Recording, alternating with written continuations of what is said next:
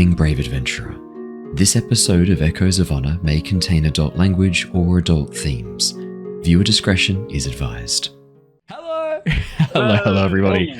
Hello there, welcome back to the Lost Archives. It is wonderful to see your gorgeous faces. We are here, we are playing the premier Cosmere RPG campaign set in the world of the Stormlight Archive, Echoes of Honor, and boy, do we have a good session tonight for you.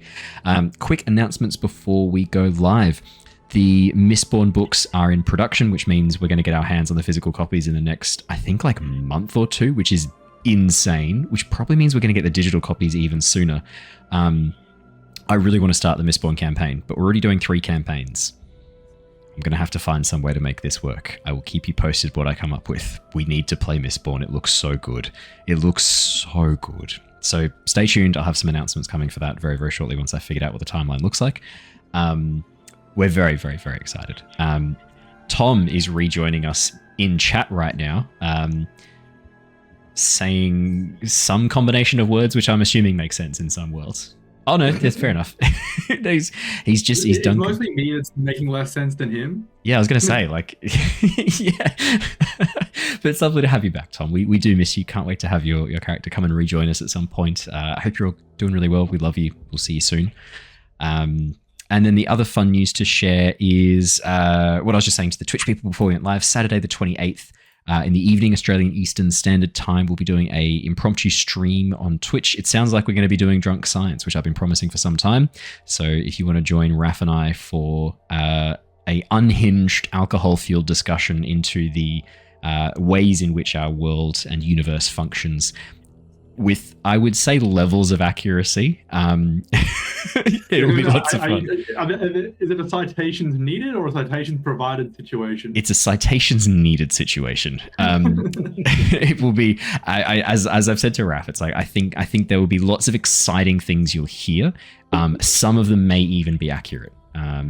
So that'll be super cool. If we're lucky. If we stay on topics that I am familiar with, like evolutionary biology or optics, it's going to be sick. But if we start moving into some really like speculative stuff, I will, with confidence, the same level of confidence, share information that who knows how accurate it is. I will do my best to signpost none of it as to whether or not I know what I'm talking about, and that is the true joy of Drunk Science.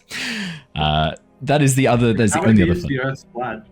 How many beers do we have to have until the Earth becomes flat for this discussion? I'll have to be on the spirits. Beer. I don't think I can drink enough beer to get me fucked up enough to start saying that. It'll have to be hard spirits or wine, which does fuck me up a lot. The evidence is compelling. Well, but by that logic, Australia doesn't exist, which then really opens up a can of worms for like where we sit now. We don't. Yeah, that's it. So yeah, I think Stat just has to, get you to drink the spirits then. That's not hard. That doesn't require much encouragement. I made my own gin a couple of weeks back. I could get fucked on my own supply. Yeah, you're really into that. That's a good point. It is called Lime and Punishment too. I thought a joke name for a lime gin, and that seems very appropriate to be drinking. I like that. That's a good pun name. Thank you. You did well there. Lime with a hit of chili. Lime and Punishment. I was really proud of it at the time, and I still am to this day, which is why I brought it up fairly unprompted, so that I could segue in to share my fun pun name that I am way too proud of. Look, we'd been drinking heavily during the process of making the gin, and I did multiple tests at multiple points because sometimes you just got to be sure where the flavors are at. Yeah. It's dedicated to the craft. Exactly. Is Lost Archives branded gin coming, or in spirits in general, coming to the merch store? Ask me again during the Drunk Science stream and I'll give you an answer. But yeah, that'd be awesome. All right, let us do our recap. Let us jump into the session. We have everyone here. We are all ready to rock and roll. Raph has recovered from his shingles, which, despite the name, is not a fun Christmas album released by Michael Bublé. Shingles is, in fact, an awful disease that punished him really badly. How you feeling, buddy? You look like you're feeling a lot better. I am out the other side of it, thank fuck, because that was the worst pain I've ever experienced. And you've got quite a spectrum of pain to draw upon for reference. You've both had things done to you and done things to yourself, which would be like a good spectrum of pain to draw upon, I would have said. I'm a sucker for punishment, all unintentional, and this one takes the cake. It was crazy timing too, because I think we were saying last time there's a few people we know, like all of us kind of had people we knew at the time who had shingles around the same time, which is really surprising. So there must be something going around. Yeah, I had no idea that I was laid up for the whole bloody week, and it was horrific. So I'm very, very glad to be 85% back to my normal self, just tired now. So I can deal with tired. Yeah, man. We are very pleased to have you back. Yeah, I was going to say you've had a lot of practice. We are very pleased to have you back. As much as I love playing Neivien, it's always far more entertaining for me to make sure you guys are playing your own characters. I hope I did the voice proud, but it is very good to be able to hand Neivien back to you for this session. Now I've got two different versions of the recap, a much more expanded one and a shorter one. Raph, which one do you need? Oh, mate, you know I don't watch the expanded one. Terrible. Let's do it. Our story has been following the survivors of a brutal attack on the Bethab caravan, heading from Alethkar to the Shattered Plains. Neivien, Rav-eth, Alaran, Ztar, and Hula have found themselves embroiled in the political machinations of the Aelthi from the moment they arrived at the war camps, drawn into investigating a deeper conspiracy involving House Thanadil. With a high storm bearing down on the Shattered Plains, the team met up at one of the public storm shelters, seeking cover just in time, the storm wall smashing into the doors as the team crossed the threshold. Mixed in with the other patrons, some faces familiar, most not, the team made their way into the open initial antechamber. After settling down and chatting with some of the other patrons, the team overheard one of the guards discussing a murder. Using Ztar's new Tashik information broker disguise, the group were able to convince guardsman Alindri to allow them to help him investigate. While Rav-eth examined the body, finding some odd injuries and strange signs, Neivien picked the locks leading to an adjoining room, while Hula and Alaran took note of the possible suspects. In the middle of the initial examination, however, Lurin, captain of the guard and one of the main suspects, reappeared and attempted to shut down the investigation. Standing up to his superior, and at the urging of the team, Alindri assumed command of the guards and disarmed Captain Lurin. While Ztar and Hula began their interviews of the suspects, starting with Bright Lord Jostin, Alaran questioned Relnar under the guise of being a fellow suspect. Learning some of the timeline of events, it soon became clear that the victim was likely known by most, if not all, of the suspects, and that his death may be related to a connection with the black market running in the outer markets. Meanwhile, Rav-eth and Neivien discovered a parchment belonging to Selath hiding in a small antechamber just off the main room. Interviewing the parchment, Rav-eth was able to deduce that he had been present at the death of the merchant, describing the victim grabbing at his throat moments before his death. Meeting back up at the crime scene, we left off last session as the team shared their findings, right as Alindri burst into the room holding a vial of what he claimed was a deadly poison found on one of the suspects. So, where we left off, just to get Raph back in the mindset. Obviously, Neivien was here, Raph was not. Neivien, you've observed as Alindri has rushed in holding a vial of dark purple liquid that he claimed he had found on Selath, the Eerie trader. I believe Rav-eth had done a quick test to see whether or not it was a pigment or a dye. Hula and Alaran, I think both of you had independently learned from various interviewees that Selath had been trading in dyes and pigments, so there was a bit of an understanding that maybe this was related. The vial itself was marked with the glyph pair for deadly poison, indicating that it was not to be consumed. Rav-eth, you had just tested it on a piece of cloth, finding that it left a beautiful royal purple stain that did not wash off. So if this is a pigment, well, it makes sense that this would be a pigment. It may also have the side effect of being deadly poison as well. So that is where we left off. As you test the pigment, you watch as Alindri, his face kind of visibly falls a little bit. You can tell from the passive perceptions and passive insights that he really thought this was he thought he had just found the murder weapon. He thought he had just discovered what had killed this man. He seems disappointed that his clue, his smoking gun in this instance, or glowing faberil is nothing more than a Are we red able to? I was going to say, yeah, go ahead.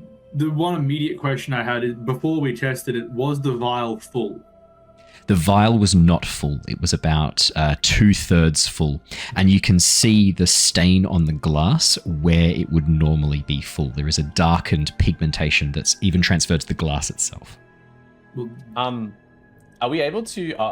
Rav-eth was thinking of maybe, because like Rav-eth is probably looking at the captain, Lurin. Like the passive perception leads me to think that he's probably disappointed it isn't the smoking gun he thinks it is. But I want to insight check to see if that's just it. Like if there's something else to this sort of crestfallen like look that he's giving us. Like is it hiding something else or yeah? Yeah, 100%, absolutely. Go for it. Let's see if I can get it to roll. Alindri, I should say. Lurin is the captain who's been Alindri, sorry. Removed from duty. My apologies. Alrighty, insight That's check 5. of 5. Hey, he seems sad. I mean, Rav-eth, even his sadness, it's actually not. He's not that disappointed. It's just in the moment, right? Like there's nothing deeper here. He's not got anything to prove. He hasn't put his whole career on the line here. There's nothing to worry about. It's fine. Yeah. Cool. Alindri, just because it does work as a dye doesn't mean it is not also poison. There are numerous dyes that would be fatal if ingested. The vial itself seems like it has been poured out somewhat recently, so it could well be. But we probably have no way to know what effects this would have unless we did testing elsewhere or knew what would happen if someone were to drink it. I agree with my Tashiki colleague here. Anyone worth their salt would correctly label their tinctures and tonics, and I suppose this is the same in this case as well. You don't want to accidentally consume or digest something that could be poisonous. I agree, but it doesn't make sense to me that if you're making a dye, the first and largest label you would put on it is purely to say that it's a deadly poison. Surely that would be probably the most important part about it. I mean, you don't like the fact that it is a dye comes secondly to it making you die. Well, sure, but I mean, dyes are normally used by professionals, right? Like, why on earth Or would rich people trying a hobby? I mean, I suppose.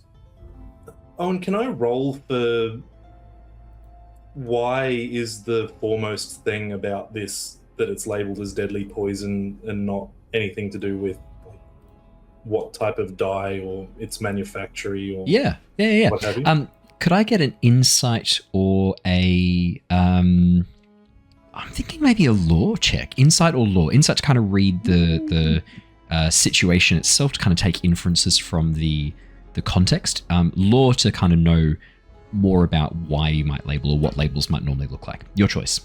Yeah, I think I'd be leaning further towards lore for this one because it's not this specific. It's just in general, is this a normal practice? Yeah.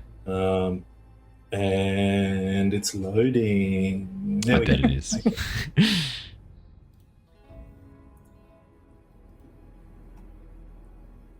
Alrighty. That is an unnatural 20. Neivien, your lore check. As you examine the vial, there is other writing on the underside in the women's script, but obviously no one else here can read that.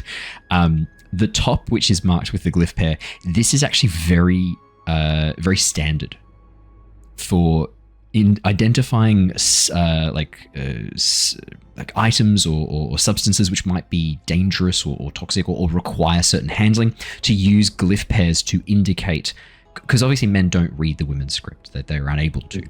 If a man came across this, there's a chance that they could like accidentally expose their skin to it. This is pretty standard markings. The idea is that there are these pairs of glyphs which are known throughout most of the areas, or at least have the word deadly in them so that most people just open it up, to then trigger them to go and take this to a woman, to then have them read the underside. And as you flip the bottle over and have a look through, you can see the instructions are very clear.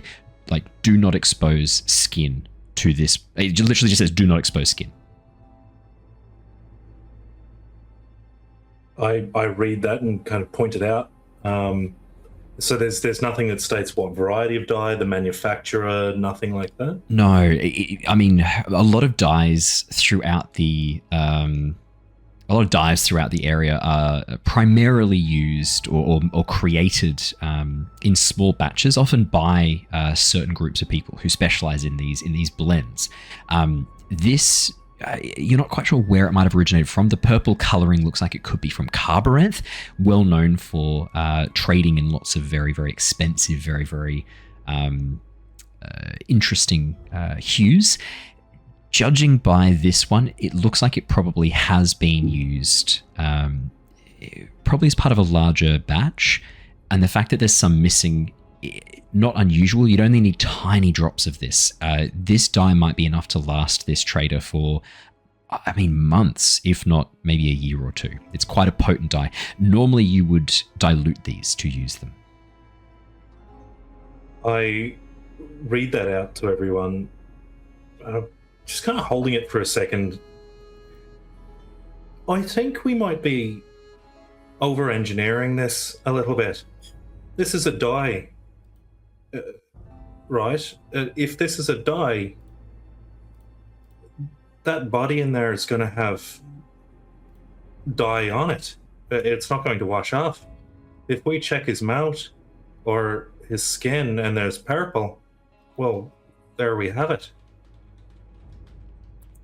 This is a good idea. I think we gave the mouth a cursory check last time, but if it says no exposure to skin, then maybe it's worth checking the body more thoroughly. I think so, but I'm not going near it. I can take another look if you'd like. Be a bit more thorough this time. As my employed surgeon, I would request that you do so. Okay, I should take a look. And Rav will just go have a look in the mouth very carefully. I'm not going to have you roll again because you've already rolled twice to examine this body. As you examine the body with the context of the dye that you're looking for and knowing that it would normally need to be diluted to use, given that information and given how much is missing, if this was used as a poison, the amount used should certainly leave some sort of coloration residue. You examine the inside of the mouth, examine the throat, even look around the lips. Rav-eth, it's hard to spot purple when it's been mixed on top of something red, but you see no evidence of any purple around the mouth, any purple around the inside of the throat. And as you continue your examination, looking at the hands, looking at the fingers, there should be more residue if this was used. You can't really seem to find any other signs.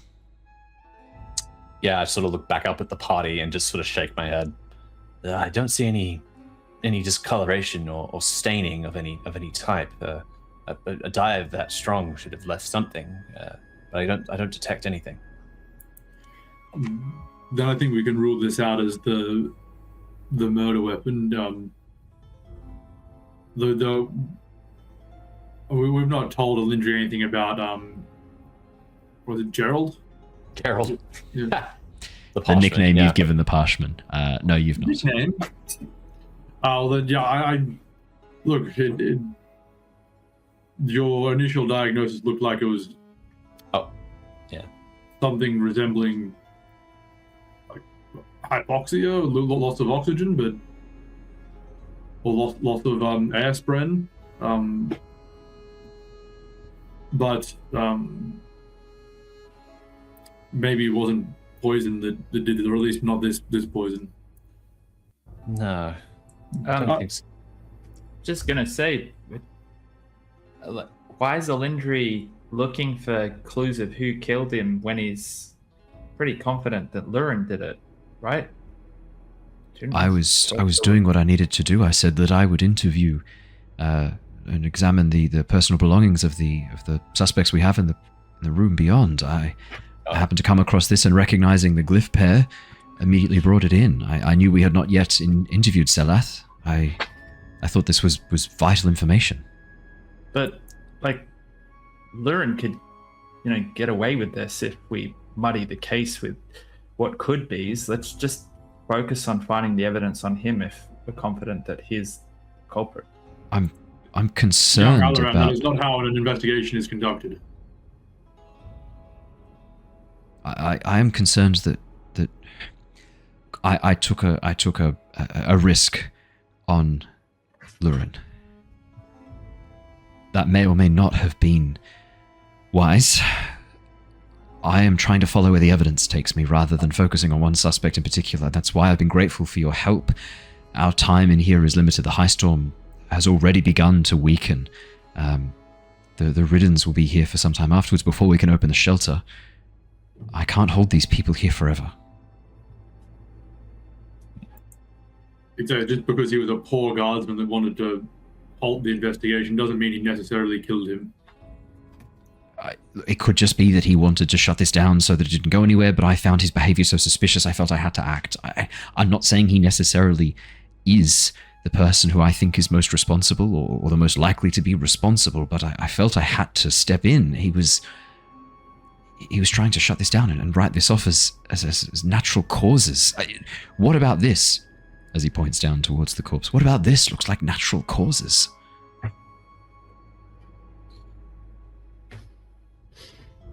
Now, perhaps someone here can remind me, because I seem to be having a little lapse in my memory from the recent past. Did anyone or myself travel down the stairs where he came from? So that area is where you found the parchment, hiding behind some boxes. And I should mention as well, you Neivien would know that the parchment had injuries along its arms, consistent with the same injuries that are that's just cut head to toe with the dead merchant. The parchment, sorry. He claimed he was trying to help him and was like injured by him in the process. All right. Thank you. I don't know why I don't remember that. It's all coming back to me. It was rather traumatic. It was. I probably blocked it out immediately. Of those couple of moments ago when we did that. Poor Gerald was quite shooken up about it.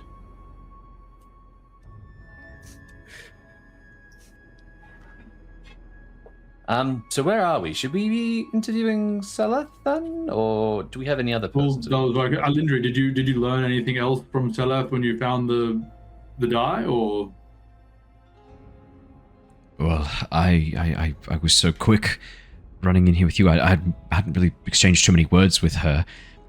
It was the most obvious thing. Like, strapped to her waist, she had this pouch full of vials, and I knew one of our hypotheses that the Rav-eth you had proposed was that this man had been poisoned. I saw the vials. I asked her to show me, and right there, I mean, clear as day, the glyph pair, deadly poison. You mentioned she was apprehensive about giving this to you? She was, yes. She kept warning me to be very careful with it, and that it was very dangerous, which only hastened my thoughts of this being potentially a causative agent. All right, then we perhaps should resume the interviews and the general investigation around the site. I think someone Alindri, do you want to go back out and continue trying to search for potential murder weapons? Yes, absolutely. I'm happy to continue that. I've got to check in with some of the guardsmen too, who've been conducting a search. The surrounding rooms. Yes. All right. Let us know if you find anything. And then when he goes, Rav-eth, Neivien, were you saying you wanted to go talk to that Ardent again? I vaguely recall. Oh well. Take Gerald and go talk to the Ardent. I thought it could be worthwhile. I'm still not quite sure what this. I'm going to point up at the roof. Still not quite sure what this is and what it's doing. And it seems a little bit more advanced than what that Ardent was showing the Queen. Raph, for your reference, we had an initial theory that it was some kind of remote soul casting apparatus, and he had his air soul cast into stone, which explains the asphyxia and previous discussions about screaming stones. But then he didn't feel like he was full of stone, so the air still could have left, but not in making stone. Yeah, so maybe something was soul cast near him, and it caused a decompression of the air around him. was a theory, but that doesn't explain why Gerald was not dead. So we didn't quite get to anything on that, but I think there was a Rav-eth and you were considering going to talk to the Ardent again to see if you can work out anything, or the Soul Tasker outside to see if you work out anything. Plus, even just to see in the other room, since we've been down this side of the chamber for extended period of time, to see what the vibe is in the other area. Yeah. There'd also been a discussion, I believe, around the possibility of. I don't know if I should remind you of this. I feel like I should. It feels like, because it's for your character's only been a few minutes. Remember, yeah. Yeah. Okay. You'd also had a little bit of a discussion around the fact that 2 witnesses had said that the victim, the last thing they had seen him doing was going through the storage. This area is look through the storage. Yeah. This area is a storeroom, and there are secured lockers at various points around the room, secured chests for people to store items of value. You'd got that from 2 different people. Then can I do a roll for rummage? Yeah, you can do a roll for rummage. Rummage is probably going to fall more underneath. I'd say thievery kind of sounds like the most accurate. Otherwise, I'm not trying to take it with stealth. I'm just trying to look into them and see what's in them. But do I have to pick locks here, or? Yeah, these are all locked. And all you can't see in them otherwise. No, completely secured housings. Well, then at first, what I'd like to do is see if any look like they have been opened or tampered with as a general look first, and then we can look to rummage. Perfect. Could I please grab a perception? I'd say perception, survival, even a deduction. Perception, survival, deduction. Any of those would be perfect. 16 on perception. Ztar, as you have a bit of a look over the lock boxes, start off, a couple of them you think are empty. They're open already. They are empty. They are not closed. The key is still in position inside the lock. It looks like these are available for use to those more distinguished members of society who use the storm shelter. The ones that are currently closed, there are 4 that are currently closed, and I'll mark them on the map for you really, really quickly, and I'll describe them as well. So the ones that are visible on the map are the 4 that are in use. There are another 4 along the back wall that are much smaller that have not been in use for this particular room. So the 4 big ones are the ones that look like they have been locked and sealed. The one on the eastern wall, as you have a bit of a closer look, you can see that there are blemishes on the surface of the metal, indentations almost. And as you have a bit of a look around the base,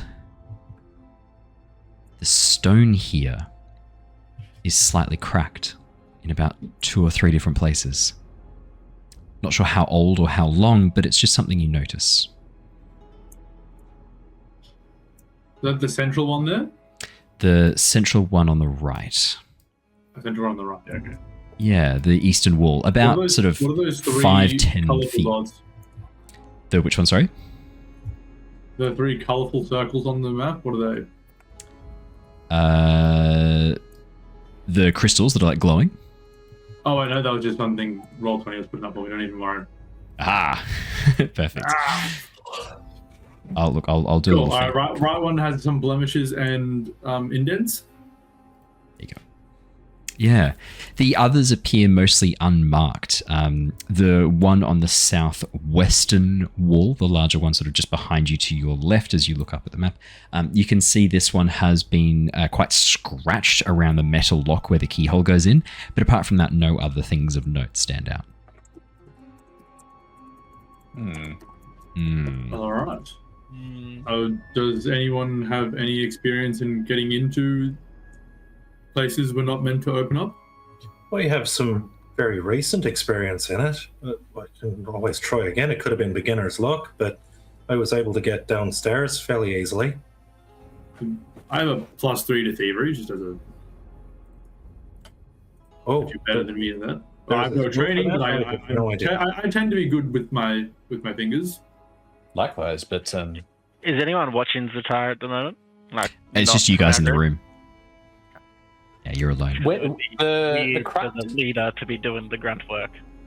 The cracked stone, where is that in relation to the body? About 10 feet away.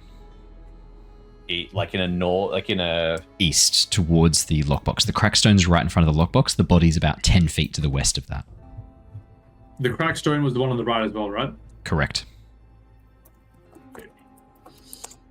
Me actually taking notes. Look at me go. Owen, just while this is going on, Naveen's kind of starting to get a bit of a fizzy brain idea. Ooh. How, from a Fabrial standpoint, would it be feasibly possible, and more to that, would it be possible for me to do here to make a Fabrial that can detect lies? Detect lies. That is a great idea. Technically, that would be possible. However, it is going to take you some time. We'd probably have like that as a downtime activity. I am planning to do little jumps of days just so that we can keep at a good pace with the books. My plan was that after you had finished up with this mystery, once you've decided what you want to do with the Bethabs, because you've got a bit of an absence of solid leads, I was going to give you guys a bit of a 5-day time skip. If you wanted to get to work on that Fabrial doing the 5-day time skip, that is a great use of your downtime. And I was going to offer all of you the same thing, like some downtime activities, what you wanted to do. You could learn a skill. There's lots of things you can do, like pick up a new expertise or something like that. So that's something we will be doing. It is actually really important to Cosmere to have those downtime opportunities. It's not quite like D&D. It's actually really, really helpful for the characters. Like you go work for a little bit to earn some spheres. There's all sorts of stuff you can do. The downtime stuff is really cool. So yeah. Not right now though. That's not something you could just throw together. I might look to make something like that during the downtime, but for right now, can I make a pretend one? Like just a Fabrial that lights up if I push a sneaky button? Yeah, I think you could commandeer some of your existing components. Do you want to make me a crafting check, please? You bet I do. Oh, and while that's happening, can I just clarify? Yo. When I spoke with Relnar, he said about being in the lockbox, and it was either that he was in the northeast one or that he was in the opposite corner and the victim was in there. Yeah, I can clarify for you because your character only heard it a few hours ago, not even a few hours ago. Kavasi was in the northeast. Relnar was in the southwest. Okay. That's a 23 on the crafting, Neivien. Yeah, I'm going to say that you've already got some designs that you've been working on. What this Fabrial does is that it moves Stormlight between two gemstones. One of the gemstones is hidden, so it looks like the gem lights up as the Stormlight's moved into it, and as the Stormlight moves away, it vanishes. Perfect. Rav-eth is gonna like look at Alaran, look at Neivien, look at the stone lockbox. So yeah, it's the northeast one that's got the cracks through it, right? Correct. Neivien. Yes. Would it be possible to rig a Fabrial to like a trap? If you touch the lockbox, maybe it could activate and cause some sort of concussive blast or something? Maybe if it was booby trapped. I mean, from my understanding, yeah. You could set things off like that from proximity or purely a mechanical situation where if you happen to try to lift the lid or do something like that, it could set it off. Certainly. It seems maybe that our friend here was maybe trying to, I mean, this is a theory, it's not true. It does, there are a few holes in it, but what if our friend here was trying to deposit that slip of paper that we found evidence of on the ground there? What if he tried to deposit it in the stone lockbox and it blasted him back? I mean, it's possible. Why would he be trying to put it in that particular lockbox, though? Maybe Maybe just to frame someone? keep it safe. Yeah, maybe. Or maybe it was meant to be his lockbox and someone set up the booby trap to specifically kill him. My brief could be. investigations do suggest he did have enemies. I think we're doing all this investigation of potential clues of the area, but I'm worried that we're going in a little blind with all of this. I really think that our first pot of call should be pulling everyone aside and having interviews with them all, so that we can at least. Well, we did one of those, and then we got distracted with other stuff. Well, We found a parchment. Yeah. Remember? I do. I really vividly remember that happening. Look, I still think maybe we Neivien should try to does. open one of these lockboxes. I think it can't hurt to have more information going into these interviews, because otherwise if it goes anything like Justin, we kind of just rock up and say, hey, did you kill this guy? And they say no. I If agree. it wasn't You for get a lot out of building him in advance, then we wouldn't have gotten anything out of him. Except Between that that and Hula getting him on side and asking about his gains, it was challenging to get much out, because if they don't want to talk, they don't have to talk. I do take your meaning. I made this just while we were looking around. I kind of looked around. Are any of the actual suspects within? No, we're You're by yourselves in the room to the north. I Cool. should tell you what. Hang on, let me help you, Raph. Unless he is not dead. There you go. I've just not Wake up, put it together. It's not real, but it can be used to mimic a febrile that would detect if someone's lying. I just push this switch here that I have in my safe hand here behind me, and it lights up. Scandalous. I got to hold it in the other one. I've only got two hands. And it lights up, and we can pretend that it detects when people are lying, and perhaps we can coerce more truth from these people. I think it's worth a shot. Hula, do you have any ideas? I think that's a good shot as well. We can do it in the private interrogation room if we need to. But I take your point, Parchment. I think we should look in the. I think we He's should not- look in the boxes first. I'd be Yeah, very you're not careful currently throwing sitting at around Parchment. Parchment. He's currently in disguise as a Tashik information broker. I think not even Neivien is silly enough. This guy is your employer. We're safe. We're on our own. Oh, Jesus Christ. Well, so Neivien, are you suggesting we should stick together and interview the last of the witnesses, or should we... I think it's a good idea if we stick together with the interviews, purely because some of us might catch things that others won't.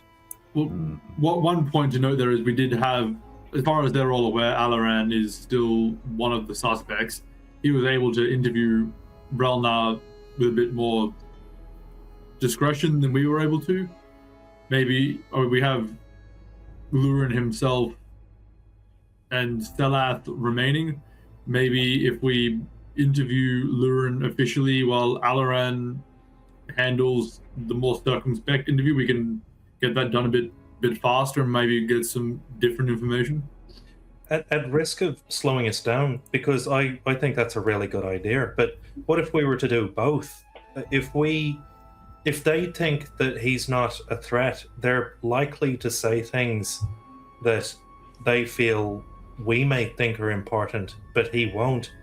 And if their stories differ between what they say to us, There was the original plan, but they were taking a while to do the interviews. oh, I see. Out of character there. Player to player. All right. Well, let's try and get into this box. I suppose. Yep. All right. Alaran's just gonna stress that when we get back into interviews, we really need to find out who belongs to each of the lockboxes, because if we know that someone has been Good at this lockbox and it's not theirs, then we have a reason for motive rather than they were just at theirs. Yeah. Can Rav just like check around the ground to see if there's any like evidence of any sort of like Fabriel remnants, parts, pieces of bits and pieces? Absolutely. Just to sort of like, just to see if he can find any confirmation of his theory. Perception or deduction test, please, Rav-eth, your choice. Okay. Perfect. Alrighty. Who is attempting to break into which lockbox?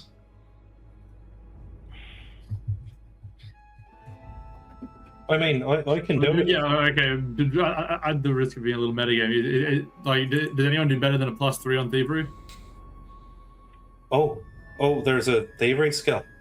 There is. Yeah, I got a +3 as well. Oh, well, I mean, I said I have no training, but I reckon I could fandangle it with reasonable skill. I'm sorry, Rav-eth, that's a 6 on the deduction. I mean, you do your very best looking around the floor, checking for things. I mean, there are random kind of things here, but none of it stands out as anything interesting or suspicious to you. Nah. Can I up the stakes? Is that something I'm allowed to call? Yes, any of you can for any moment or any check up the stakes, and then it's up to me whether or not I think it's appropriate. I'm happy to have this be an up the stakes moment. Roll a plot dice for us, Rav-eth. Can I, out of... Oh, I was going to say for my lock. Oh, sorry, for yours, Rav-eth. You don't need to roll plot dice. You're all good. You're all good. Ztar, you may roll your plot dice with this attempt to lockpick. With the out of combat decisive decisive command to help an ally with a command die of +4 on his raise the stakes. I'm okay for that. Ooh. Your command die is a D. Yeah, an additional D4 command die that can add. This is on the lockpicking. Yeah, Yeah. trying to break into the lockbox. Oh, okay.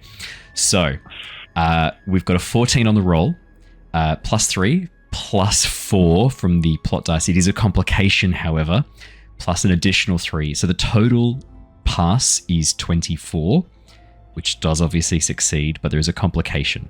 I will mark that off. Ooh. The complication is I sneeze very loudly and just managed to block the mic in time. Here is what happens. So, Ztar, you don't have lockpicking supplies with you, but you do have, luckily, a little bit of metal that Neivien is able to give you from one of her constructs, from one of her fabrials. So you've got like little pieces of wire. As you get into position and begin to try and break open this box, you find the makeshift lockpicking tools working exceptionally well.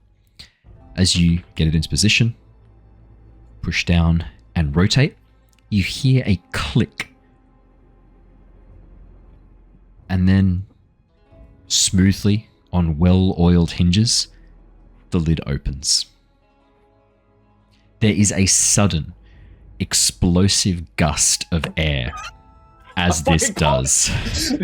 And you watch as the contents of the box blow outwards in almost like a sudden rush of air, as if this was sealed, pressurized.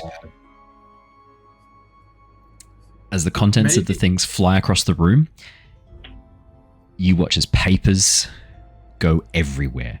A folio is ripped open, the pages spilling throughout the room, some of them landing on the body, sticking to the blood on the ground around the corpse. What a mess! Blowing everywhere. Oh, no. I guess We're we done can with check that, whether buddy, that's standard security for these things. This is not standard security. This is bizarre. This was pressurized somehow, almost as if when this was closed, there was no air in it at all. But how is that possible? Someone soulcasted something inside the box. Yeah. Box. Does the air, does it cause any injury, or is it like just like, whoa, it's big gusto. I'm not that much of a dick. It's not enough. The volume of the box isn't great enough that the sudden inrush of air would be enough to hurt somebody. It's just that it rushes in and that causes explosive decompression from all of the things inside So that probably didn't kill him. Is the Yeah, No. that's what I'm. Right. can I take an injury so it is what killed him? No, because it's not what killed him. Ah, so you admit it. I admit it to you, Has, but to Ztar, he doesn't know this. Shit. So which one is the hardest to open? The lockbox that the victim Kavasi was looking through, the one in the west, the one in the east. Sorry, the northeast. Well, I guess that the biggest So the by box, volume the as well? box wasn't pressurized. The box was a vacuum. The sudden rush of air in caused all the papers to explode outwards because the sudden pull. I realize I might have explained that a bit differently. It's the opposite of like an explosive decompression. It's a opposite of pressure. yeah, it's an explosive recompression. Can I roll for where's no air? Where's no air? Deduction or law check, please, Neivien. I love that you always make me work for these. We'll do deduction. Can I assist? Yes, absolutely. Amazing. Does that give me advantage, or how's that work? Yeah, you can roll with advantage. Hell yeah. Get the big minds working on it. That's a 9. That's a good start. It's an 18. We'll take the 18. Go! Yeah, sweet. Neivien, as you examine the box and as you examine the explosive release of all of the papers that were inside of this, there's a couple of things that spring out. Could this have been done with soul casting? Obviously, 100%. If someone were to soul cast all the air inside the box into a physical object, it would immediately create a vacuum in here as all the air was pulled into a single point. There is another possibility, one that is a bit more disturbing. If this box was closed when there was no air around it, that would also explain how the box had then sealed. Oh, like It's before. It's a fascinating concept that this might have actually The whole been room is a vacuum. There's never potentially. any air. Potentially, So it could have been what killed him. or at least an area with no air in it. Very bizarre. Something very No disturbing. But possible. No area. Is that the name of the episode? No air. Yeah. That's it. That's why there. Yeah. Damn. I look at Neivien and I said, it could be the air. Maybe we weren't that far off our initial suspicion. Maybe it was soulcast. The air was soulcast out of this room in an area, not the whole room, but maybe just a focal point. I mean, it certainly is possible, but I mean, soul casting's not something that people just have willy-nilly. The idea that someone would A, have a soul caster, or B, have someone that they could coerce who had a soul caster to come in and do something malicious like this purely to kill this person, I think it's a genuine possibility, but I simply can't wrap my head around why. It does seem rather unless him elaborate. dying was a side effect of what they were actually trying to do. They may have been doing something of much more import as far as the soul casting is concerned, and he may have just been in the wrong place at the wrong time. Side note, sorry, Raph. I don't know if you heard this last week, but there was a few motives for people not particularly liking this guy in terms of money owed and stuff. Yeah, Yes, Justin is owed money from this trader from Kavasi, and it sounds like Relnar thinks he works with the black market. Yeah. So there was some people in here that don't like him. Oh, and I fully understand there's motive, certainly, but soulcasters, it's not cheap. There's quite a number of different costs involved, and on top of that, if you kill someone, you can't get your money back. It's true. Can I with my background knowledge on this side of things, if someone were to turn the air into something, is there a particular substance that would be easier for it to become or more likely? It really depends. You don't even need to roll for this. You have an expertise in soul casting. I'm going to share this with you straight away.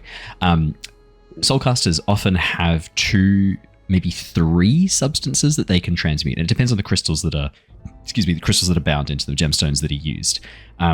The most common ones that you see in employment within the military are ones that often use stone to air or stone to smoke, simply because it's a very efficient way to shape the stone to create areas that you need to work on. You've always, you got both in quite large abundance, so they're very common ones that you see in use. Stone to grain is not that crazy either. A lot of soulcasters that are used to feed the armies, stone to grain is also very commonly used. Yeah, it's not that out there at all. It does seem rather elaborate for what is just a simple murder. You are right about that, but you can't deny the fact that there's something elaborate has happened here. I don't deny it. Something very strange has happened. When you add up all the pieces, the stones were screaming. There's no air in this box. That thing on the ground, something very unusual is going on here that we've stumbled into, and I think one of the things we should probably be considering is these suspects of ours. I don't think there's any reason why they would be the only suspects. If the people who have done this have this level of sophistication and ability to them, they're not going to be the ones that are in this room. Or if they are, they're going to be obvious. We need to be looking for not just individual people. This is not an individual job, in my opinion. I agree. I concur with that. I'm thinking more and more that we really should go back to the Ardents and have a wee bit more of a chat. There is also looking into what these pages are before Neivien, we. Oh no, you go. Sorry, as you go first. I'll talk to Neivien later.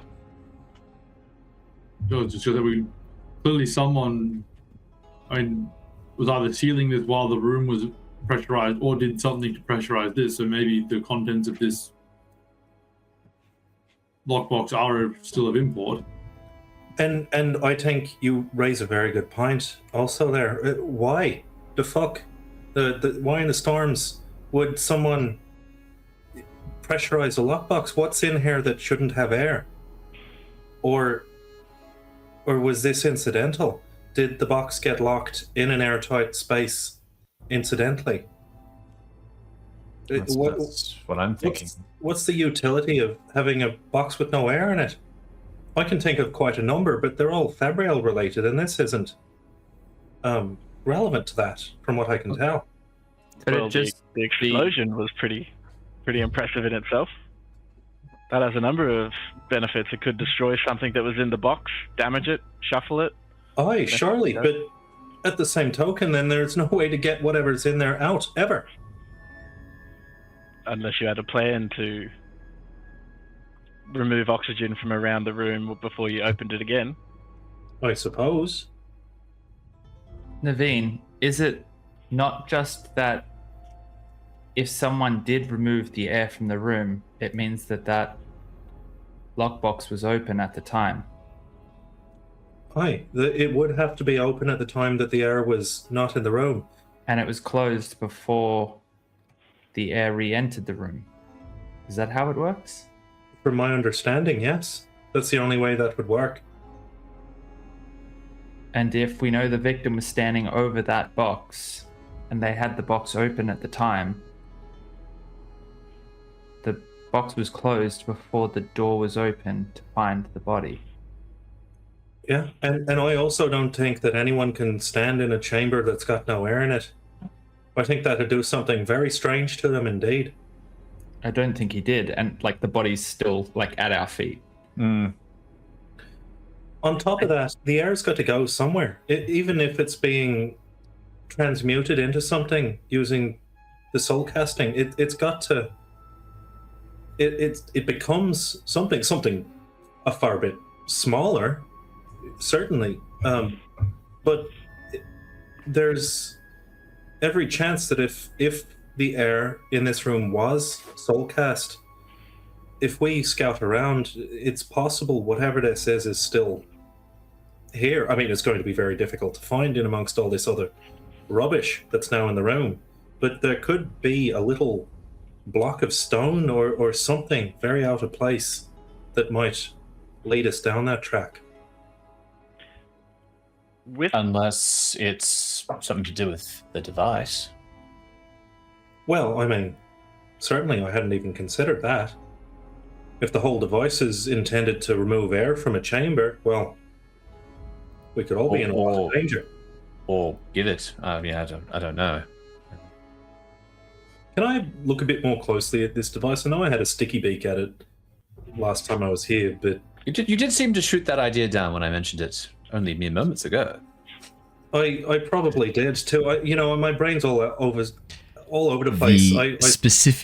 Specifically, you'd ask, could you soul cast through this remotely? I did say that. And Neivien said that's unlikely. Soul casting normally needs to be done close, often with physical touch. That's true. That was the specific question. I just want to make sure that we're working on the same information. That's right.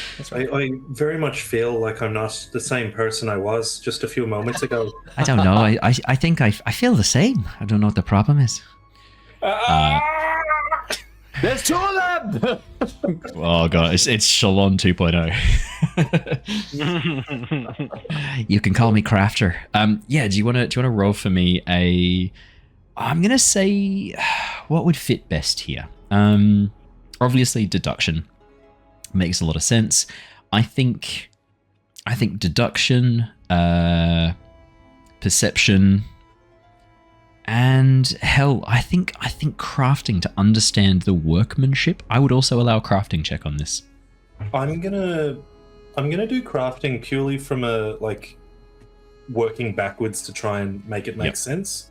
Could I offer decisive command in the same way we had? Yes, you can. Before? Absolutely. Cool. Absolutely. I would also like to raise the stakes on this. Fantastic. I was going to offer that. Perfect. Thank you very much. Hell yeah. How does that work again? I just push the raise the stakes button? Just push the raise the stakes button. It's nice and easy. Hell yeah. Nothing. Sorry, I was waiting for the white square to load. There are things where nothing happens. That's a nothing happens from the raise the stakes. Hey, look, it's not as bad as a complication. Not as good as an opportunity. It's still a total of 21, and you do get an additional D4. There you go. You get 3 more added to that, so total of 24. Neivien. Yeah, the Fabrial on the roof, built into the stone, that's got these almost like wires connecting it to different rooms. This is really the first time you've sat down and given it a really solid examination. And there's a few things that kind of stand out to you. The first one is that one of the gemstones is obviously cracked and broken. That does stand out. That is a little bit weird. It looks like there's a combination here of a couple of different devices all working in tandem. This is a very complex Fabrial design. You can see an attractor and a repulsor both working together on a specific substance, as well as a suppressor. The main body of this seems to be the suppressor. The attractor and the repulsor seem to be working with it to have it function, which is a bit odd. As you kind of examine this, the gemstones in particular, I should tell you exactly which gemstones are functioning here. Let me pull open my list of all of the gemstones. I should also say which metals are being used, because you would know about that. So iron is being used for the attractor. Steel is being used for the repulsor. It's the Mistborn metals. Once again, if you're familiar with your Mistborn metals, they all work for Fabrials as well, which is quite fun. And you can also see there is use of copper and also tin, which is being used for the suppressor. The gemstone that is cracked is the gemstone that is used for the suppressor in this room. Obviously, the attractors and repulsors are used for particular substances. Correct. And it looks like that is- these substances are air. Zephyr, specifically. Uh-oh. Oh, no. I relay all of that to these guys. Can you, Owen, just for my own clarity, because it's been now a little while since I've read the books and it's fading, suppressors do what? So Suppress suppressors mostly. can be used for a couple of different things. The main ones we see in the book, which obviously this one is not used for, is the suppression of Stormlight. This one is looking like it is being used to suppress something else. In this case, pressure. Okay. So, meaning that it can create a vacuum that is able to be locked into a particular area? With a with a 26 or 24, sorry, Neivien. Looking at this device, it looks like this is designed for a complex sequence of activations, which look like it is meant to, from your examination, meant to block the force of something great, physical force, a pressure. It is meant to block that and reduce the effects of it, to actually suppress the pressure, the oncoming pressure, and to reduce the physical force of something coming in quickly. Given that it's using Zephyr, you think it's meant to block wind, to reduce the effects of a high storm, perhaps. That's what Ardent. That's what the Ardent was researching. This was the way to lessen the effects of the high storm. That's Very right. nicely done. But I assumed that the Fabrial would be on the outside, not on the inside. I thought it would be affecting the wind, not being put inside the storm shelter. Oh, not necessarily. If the pressure in here is great enough, then the building won't be knocked apart. True, true. If it can meet that external pressure, although I don't know how that's going to benefit anyone in the building, because they might get smushed. But the pressure. So I think we really need to be talking to that Ardent then. I think there's quite a number of people we need to be talking to, but yes, I agree. I think we need to go back there. Oh, I agree. There is also, Neivien, you know for a fact, because you have spoken to her, a soulcaster with specifically the gemstones allowing for soulcasting between air and stone. Yeah. Mm-hmm. Yes, that might warrant further chats. But anyway, I relay all of that, and Oh, the last thing I should mention, I did forget this, sorry. There is also a Ruby. There is a conjoiner set up to link this to all the other, to link this to something else and probably link this to other rooms. It's a minor part of the Fabrial. I realize I missed that. It's just important for you to know. So it appears to be modular for each room? Okay. Correct. And linked probably to a pair outside as well from your deduction. Oh, yeah. So, I so the Fabrial looks broken, right? Or Part of it this is, particular yeah. one? Aye. Does it look like it Or was broken used. from use, or someone else knocked off the suppressor to have an effect? Does that make sense? Like, It break does because make it's sense. staged? Just from an immediate look, I thought maybe it had just broken under use, but I'll look again. The Did it gemstone look is damaged? the gemstone is cracked. You know that gemstones in Fabrials can crack if they are put through too much use, or if there's too much strain. If the gemstone is not of adequate size, adequate shape, if it has not been properly carved and cut, it can break. It is a problem with soulcasters that the gemstones often shatter under extreme use. So it doesn't look like someone whacked it with a rod or anything. Looking at it, Neivien, it looks more like it's just wear and tear. If that one in particular were to break, Yes. what would the outcome be if it was in operation?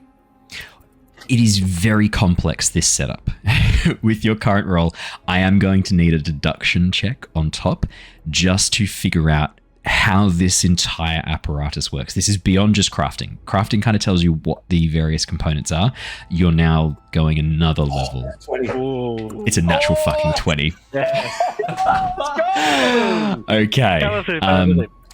That is also, as a group, that is your third opportunity that you have gathered during the course of this investigation, which unlocks a special thing for you.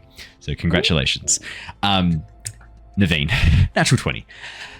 Somehow, probably from the quick glance you had at Ardent Kess's drawings that she had and was showing to you back at when you were trying to meet with Navani, there is part of your mind that was fascinated with this idea and has been working on it ever since. Throughout all of this that's been going on, you've been interested in this idea. It's a new Fabrial design. This is really cool. What Kess was showing off looks like a miniaturized version, a more compact, more efficient version of what has been set up in here.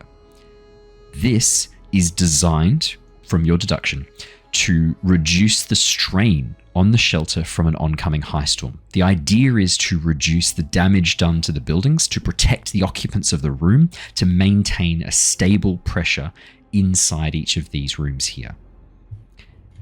But with one of the gemstones having broken,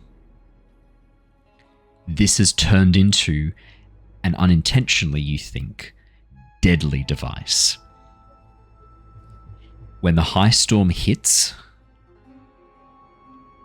the area directly underneath this apparatus will fluctuate wildly between hyper-pressurized and a vacuum. You think the merchant Kavasi was underneath this when it activated. The damage done to his body is a horrible fate. Immense pressure and then vacuum alternating between the two. The Parshman, who had the injuries on the arms, by sheer chance was just far enough outside that when he reached in to try and help Kavasi and it switched from vacuum to pressure, only his arms were inside the affected area. With a natural 20, the broken gemstone, it's been swapped. If this had happened, if the gemstone, think about the timing, right? If the high storm had hit and the gemstone cracked, that area would have been continually switching between, which means Kavasi would have walked into it. But people saw him in the room. People saw him doing things. Yeah. That means that the timing would have to have been so precise, so specific, that it caused him to be safe for a portion of the storm and then suddenly terribly unsafe. Your natural 20 or opportunity, someone switched the gemstone. Probably during the eye of the storm. So to confirm, switched it to a lesser gemstone. A broken or a lesser gemstone. Or someone switched it before with a lesser gemstone, and this wasn't murder, and this was just terrible timing and an accidental death. Those are the options. Wait. Hold on. Just so the timeline of events is consistent in my mind. When we entered the shelter, we entered that room on the right-hand side where just the regular folk were. And the storm hit right as you entered. The storm hit then. We were talking to... Rav-eth went and spoke to Ardent Kess then, and was able to talk to Kess for a little bit. And then the mentor came from the south up and was in like he was a bit flustered and didn't really kind of dismissive and wanted to talk to Kess. Yep. With that, with the order of events. Yeah. Yeah. It could, that very easily could line up. If this was intentional and this was planned, if someone switched out the gemstones knowing they would cause harm, then that timeline, that puts the mentor of Ardent Kess in a really tricky spot. It also, if here you go. Oh no, you finish. I was going to say, if this was accidental, and someone was stealing these gemstones and swapping them for lesser ones, then any room in this entire building could be a time bomb. And it could have happened at any point leading up to the storm. But it would have to have been recent. We're talking definitely during the arrival of people in here. Yeah, because from what you described, from what Neivien has deduced, yes, a high storm hitting a gem of this quality would basically insta break it and overload it. So most likely been there from the start, because then as soon as old mate walked into the room, it would have just been fluctuating back and forth and would have murked him. Yep. It would have been, so like you said, it would have had been like the eye of the storm when it kind of died down a little bit. It would have had an opportunity to swap one out, put one in, so when the back end of the storm hit, it would have cracked and thus made the room unsafe. Correct. So they would have had to have known that he was going to come in there after that, or just wanted to set this up after to kill whoever was coming to this. If this was intentional murder, then yeah, someone would have had to have timed this very precisely. The other thing I should mention with a natural 20, Neivien, you know that if you disconnect that ruby, it's no longer paired. This is no longer dangerous. None of them are. But is it still dangerous right now? Why are we not getting nuked now? The only reason you're not getting nuked now is because the storm's dissipated enough. Did we not go anywhere near it earlier?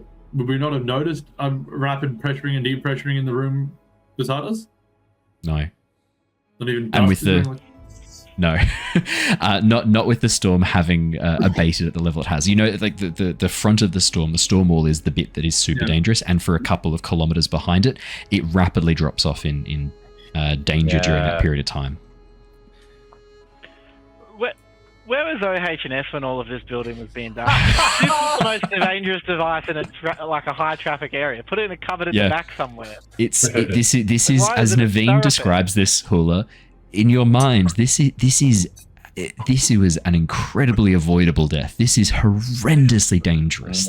From what Nevien's describing, as you think over this, I mean, if this was in the Horneater Peaks, if this had activated inside a longhouse, you're pretty sure the wooden building would have been shredded. This is so dangerous. Airsick Lowlanders. Airsick Lowlanders, my man. To specify that this is a real reckless way to try to kill someone, given the fact that so many people have walked in and out of here. Yeah. Maybe it was just an accident. Yeah, I have to think this maybe not an accident without blame, but maybe looking for motive for killing this particular person might it be not the aim here. It seems like if this was your way to kill someone, that it would be beyond precise. Like a knife works way easier. They would also have to have an acute understanding of the system, which is you need to know how to do the fave rules. So I think it's much more likely that someone was probably trying to loot this without a care for like whether it did cause harm. So I think perhaps I don't know about that. Why I say that is these gems, they do hold a certain level of value, but not to the extent that you'd want to be prying them off the roof like that. The people that would be in here, unless perhaps you wanted to say make a superior look bad at their job, so you could rise up through the ranks and earn yourself many more spheres and perhaps lucrative black market contacts. Very nice. Or if you had how tall is the roof? What was that? Sorry, should we Hula? just be looking for how tall is the roof? Should we be looking for the guy with the step ladder, or is it? They're a tall guy. Yeah, these are Aelthi, like they're all giant. Yeah, 200 feet. No. The roofs here are about, I'd say about 9 feet tall. It's enough that it doesn't feel too claustrophobic, but these rooms were designed to withstand the power of a high storm. It's not, the walls are thick. They are solid, even with this makeshift design. So you need a tall person on tippy toes to grab the thing on the roof, basically. I mean, is there a step ladder in the room? There's not a step ladder in the room. But there are crates and stuff in the room, right? There are crates. Kind of there are barrels. Yes. Okay. Yeah. All right. It's a storage room. Storage room. Yeah. Okay. with a death trap on the ceiling for some reason. Yeah.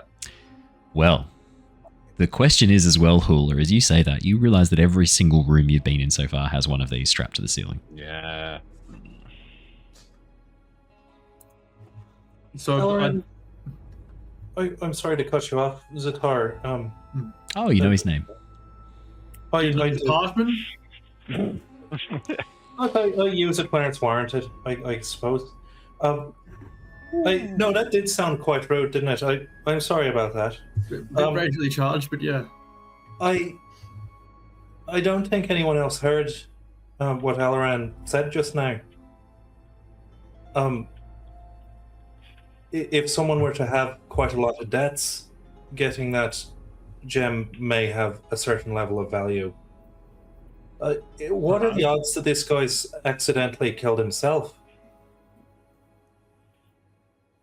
Well, yeah.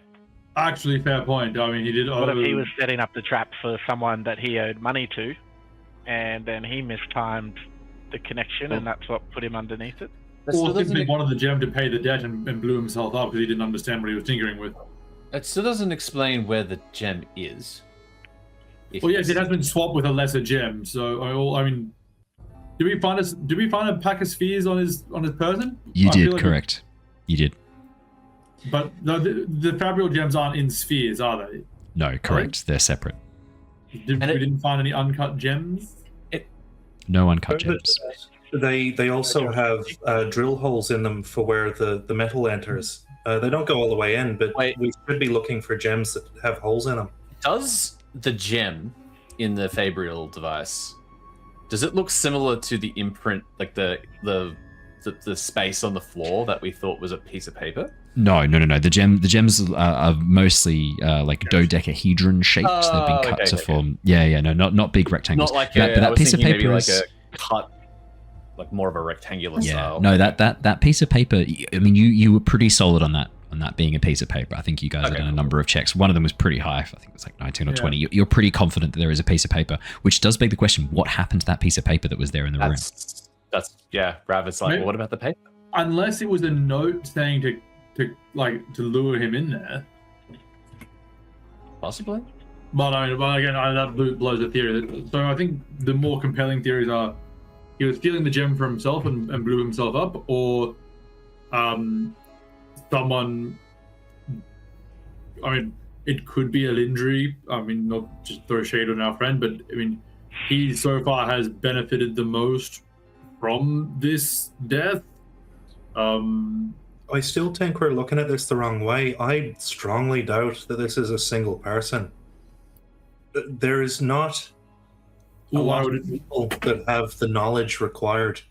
Well, unless exactly he did not have the knowledge. He just saw a shiny gem and figured he could nick it, replace it with a crap gem, and turn a quick profit. Or someone who, say, worked here or had been told what the Fabrial did and figured that messing with one of the gems might cause enough of a disturbance, whether they thought it would kill someone or not, that a superior may look poor at their job. Can I look at the gem again? Is there a chance I can ride high on my Nat 20 and just see how have they installed it? Is it something that looks professionally installed as a lower level gem? Like, has it got the drill holes and everything? Or has it just kind of been smushed in there in the hopes that it'll fry something? Neivien, I'm happy to use your natural 20, your 24 from earlier. As you examine the gemstone, it does look like it is a Fabrial gemstone. It does look like it's been cut to fit this. As I said, like these are the components of this are pretty common Fabrial designs. Certainly the attractor and repeller for air, and it is the repeller that has broken. As you look at the gemstone, though, there are differences. The ones that are in position for the attractor, for the augmenter, for the suppressor, and for the conjoiner, the gemstones are immaculately cut, certainly larger as well. There's no imperfections, no clouding of the actual of the stone itself, and the cuts are precise, very precise. Whoever did this was a master at their craft. The gemstone that's been replaced, It's cloudy. There are imperfections on its surface. It is chipped in a couple of different places as well. Now, whether those chips were there before or after, it's hard to say. The crack is right through the center and branches off about halfway into the upper left section of it. Those chips could easily have happened after the fact. But the hole that's also being used to push this in, it's grooved. It is worn. It has been inserted and removed a number of times from different sized metal spikes, which means that it's probably come from a different Fabrial. It was not designed for this. Is it the right type of gem? It is the right type of gem. That was a ruby, right? Ruby for conjoiner, for a suppressor. You're really testing me here, aren't you? Not a suppressor, for a repeller. It uses a... I don't know. I will find out and I will tell you. I reckon emerald. You reckon emerald? I got that vibe too. It doesn't say. Just because it's green in the room. So we know that there's... well, I guess we've looked on him. We did not find the gemstone, so that probably rules out him taking it for his own profit and killing himself. So I guess if we find the gemstone, we find the person responsible, and then we can work out the motive. Unless Gerald has the stone. He was there. Well, we can go check. I'm gonna ask. Yeah. Well, similarly, like... I think we... Oh, sorry, Hula. If we know that it's been used in a Fabrial elsewhere, and we can find a similar Fabrial that used a similar gemstone of this cart, maybe we need to keep an eye out for that too, not just the gemstone. We could work in reverse as well, you are correct. Like if someone's walking around with a hypothetical soulcaster on their wrist that they've just got a new gem in, or something else that doesn't fit their soulcasting, that would be pretty suspicious.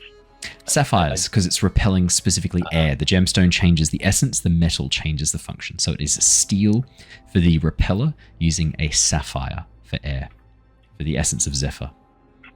We are beginning. I think the storm is waning. If we are going to, do this, we need to be quick about it. I think we're running out of time here. If we want to quickly divide and conquer, a couple of us to go maybe talk to Gerald and the people with the Fabrials outside, a couple of us to stay here and see if anyone has a gemstone, maybe conduct a few quick interviews. I think we maybe search Alindri very quickly as well as Captain Luren, where I know Jostin had nothing resembling this. He had a sphere patch as well, but we checked that as well, and this wasn't in there, correct? Correct. So I think we can rule out Jostin, douche though he is. He has a different level of justice coming to him for his crimes. But, so, maybe Neivien, Rav-eth, anyone else who wants to join? Did you want to go check the Ardents and the Gerald? And I'll go with the interviewing. You want to come with me, Hula? As a side question, though, or side point, so there could still hypothetically be like two motives, right? There's someone stealing it for monetary gain, or someone's setting this particular device up to do harm to this or another person. If someone's setting up this device to do harm to this person or someone else, they would have to have a pretty intricate knowledge of the Fabrial and the design. So we should start by interviewing those people that would have the knowledge of this storm shelter to that degree. Whether that's the guards or otherwise. Lord Jostin, right? We interviewed him already, but he was there with his guards, right? His own, his house guards. Correct. Yes. House Hatham guards, specifically. House Hatham guards. We know for a fact, earlier in the day, we saw their guards stealing. Yeah. Stones. From the market. True. But he did give a count of that. What's that? So clearly he has another way to steal stones, and they were stealing it from this merchant in particular, not from this storm shelter. He did give an account of that, and we did thoroughly search him and his cavities and revealed. Well, we searched Lord Jostin, but we didn't search his guards. My question is this: if if we know that the gemstones are involved, and we know that the crimes that have been happening the last few days have been about stealing gemstones, and there's potential black market trade of that, Kess was looking for help and funding, I'm guessing, for her apparatus. This is an expensive thing, what you're describing, Neivien, here. I don't imagine that she's had the funds to set this up officially. Is that not the source of the gemstones? I mean, it certainly makes a level of sense. We shouldn't rule it out. All right. So I think we also, let's get out there then. We'll search for the gemstone. If you interview the Ardent and the Gerald, Alaran, do you think it's better that you come with Hula and I now, or do you think you might be able to do something while remaining incognito? I don't think I should be interviewing with you. I think that will confuse the case. I don't mind sitting in the antechamber, but I was going to suggest if Neivien and Rav-eth take me off the other way, it might look as if I'm getting interviewed or taken away elsewhere. And then I can participate with those conversations, because I was there when we talked to That makes sense, yeah. That sounds like a plan. I agree. All right. The last thing I should mention, all of those pages that flew out from the vacuum sealed box are still filling the room everywhere. So we've been doing this whole conversation as like paper just like falls. Look, Slowly falling. surely like Neivien and anyone else who could read Chick script would have been gathered up a couple just for a quick look at them. Would we have picked up the vibe on what the papers were about by this point? Looks like looks like ledgers, notes of various items, recordings of transactions occurring between this merchant and customers. Neivien, could I get you to roll me, please, a perception or a deduction check? Your choice. You bet I can. You're the only one. You're the only one. Actually, that's a good question. Rav-eth, you're from Natan. You're not necessarily Vorin. You could read. There would be. Oh no.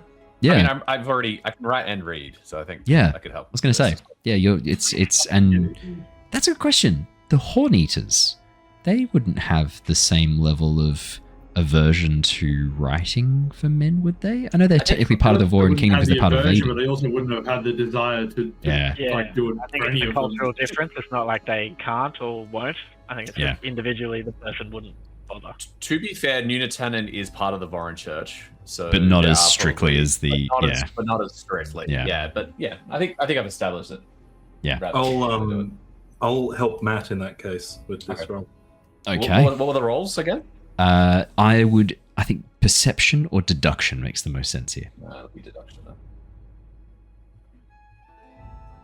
You guys have done well. Very, very well. When you've needed these really high rolls, they have come for you. And I feel like you've done a good job kind of piecing together and following the breadcrumbs. Holy shit.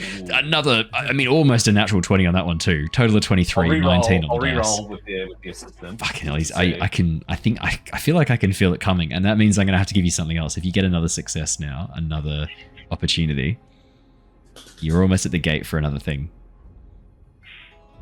Oh, come on. Come on, baby. I believe. Oh, I rolled a 19 again. Did you do the re-roll, or did you roll it as a separate roll? Oh, re-rolled. Oh, I feel like if you do it as a re-roll, we've noticed it always rolls the same thing. You have to just do it again, unfortunately. I know, it's a weird thing. Maybe in case it doesn't come through or something. Maybe it makes more sense on Demiplane. Yeah. That makes Oh, sense. and just while we're doing this, could I ask if during the floating papers out of the box, could I do an agility check to catch papers before they get besmirched by bloody ground? Yes, absolutely. That's a great idea. 100%. Next roll was a 20. Yeah, We'll take 23. It's Harry Potter. Yeah. Let's go with the 23 then, Rav-eth. Yeah, a lot of these are business reports, transactions, which raises a really interesting point. Did the victim write these himself?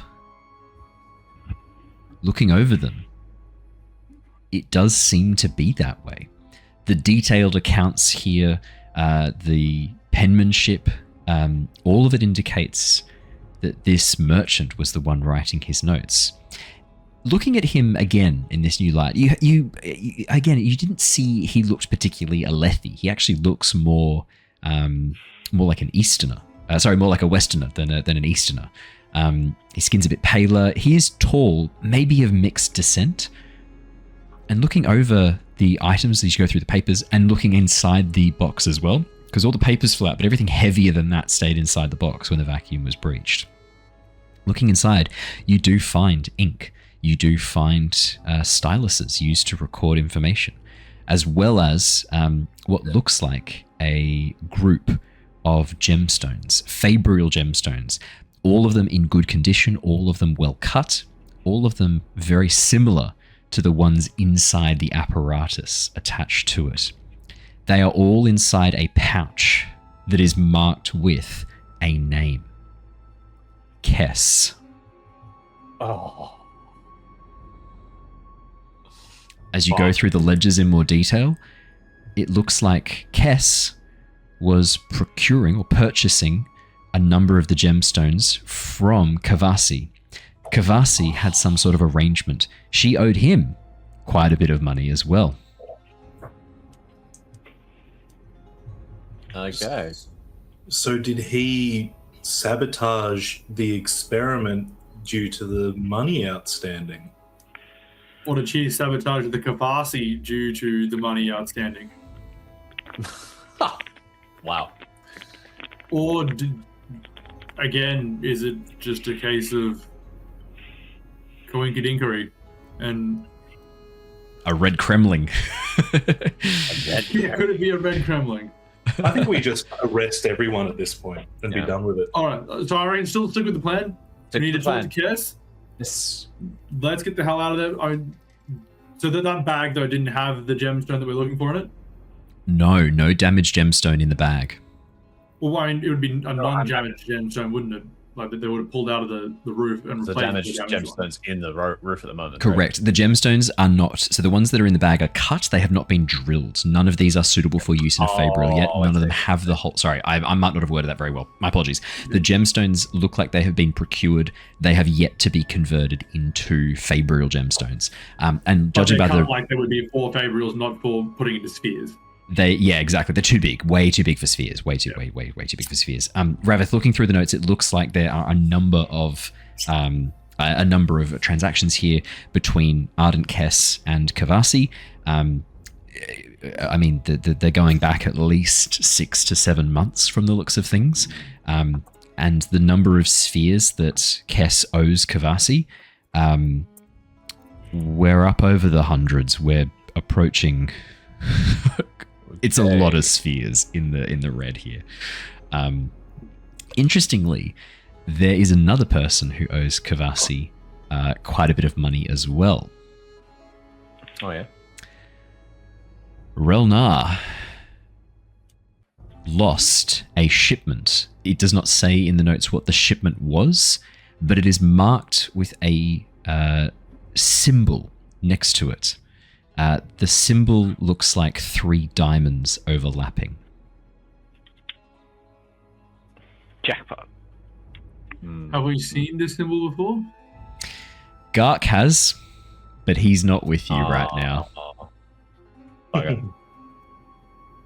Right. Okay.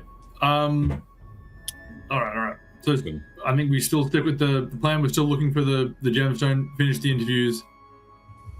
You guys go check out Kess and see if Gerald has the gemstone as well. Okay. Sounds good. Right. Alrighty. Who is going where? I'm off to see some Ardents. Yep. So, likewise. Rav-eth. Yep. Okay. Rav-eth and Neivien off to go see Ardent Kess. Ztar. Ztar and Hulsky on the interview. Full scale interview. Hula interview. Alaran we're interview. Going cavity searching and chatting. I'm going to go with Rav-eth and Neivien. Perfect, Amundo. Bad Okay. cop, bad cop. Bad cop, bad cop. Bad cop, worse cop?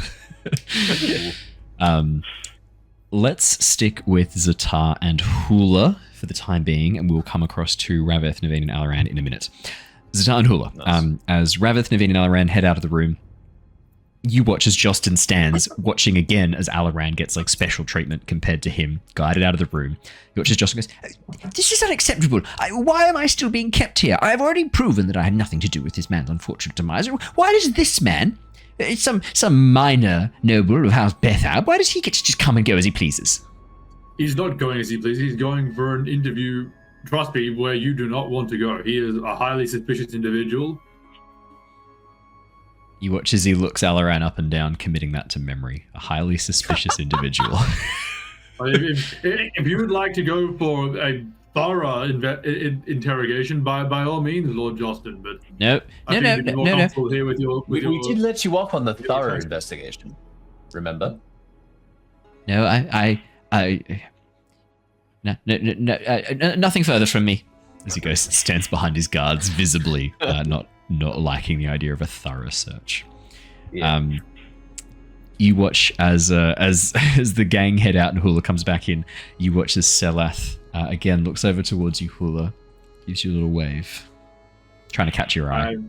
Hula, I think that one may allow you to do the cavity search. How loudly do you say that? So Hula and probably Alindri could hear it. You watch as Alindri, who is currently going through the guards of Lord Justin, Bright Lord Justin, lets out an audible snort as he barely manages to contain his laughter on that one.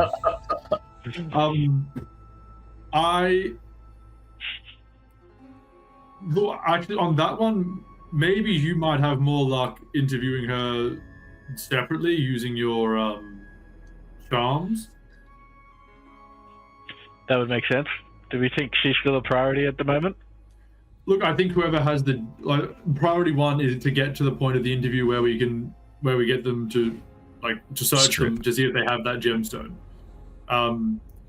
Should be quick. Whatever you have to do to get through her belongings, and anywhere that someone could conceivably hide a gemstone of roughly yay size, do as you will. I'd be also interested to see if she has. I know she had some dealings with him, but whether she had any motive or any connection to the Ardents. I think it's probably best if I also have a discussion with Alindri and see if he may have what we're looking for before he gets too many other opportunities to say he found it on someone. All right. That makes sense. So Hula, are you taking Selath into the smaller interrogation chamber off to the side? The makeshift interrogation chamber? Yes, I would say so. I think I need a guard with me for my protection, though. No, guards, trust me, you do not want to go in for this interview. Are you going to bring a guard in with you? One of the guards will go to follow you in, and you'll watch as Selath reaches up and whispers something in his ear. And you watch as he kind of looks a little bit confused. She's going to spend a focus to influence him, and the guard is going to agree to stand outside the door. Wow. So Hula gentlemanly gestures for her to go through, and then looks back through the door in panic for one last escape. I give you a nod. Godspeed, little doodle. Selath gives you a nod and a bit of a smile as she steps through the doorway. Immediately turning towards the north and moving out of sight behind the open door itself so that you can't see her until you've closed the door. Okay, go in and close the door. As you go to close the door, you hear the sound of something fabric rustling and shifting. And as the door closes, you see her standing there sloughing off the last of her outer jacket, having undone the ties, standing before you completely nude as she looks at you and smiles. Finally, I get you alone. Hello. We have some business to attend to first. She looks down. I'm ready. I I have some questions that we need to get to before we proceed to anything of She that reaches nature. forward and places a finger on your lips. Shh. There's no need for words right now. There's definitely need for words right now. help comes to mind.